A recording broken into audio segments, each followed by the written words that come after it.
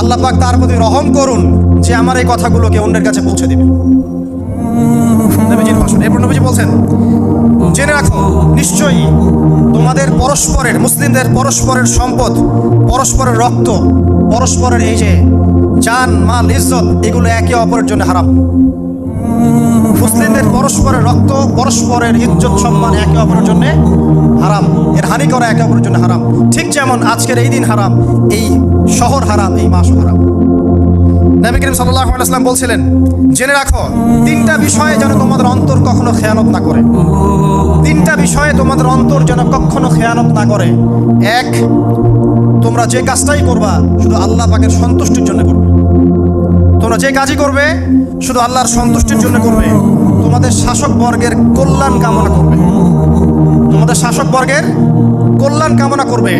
3 number, মুসলিমদের জামাতকে আঁকড়ে ধরে রাখবে।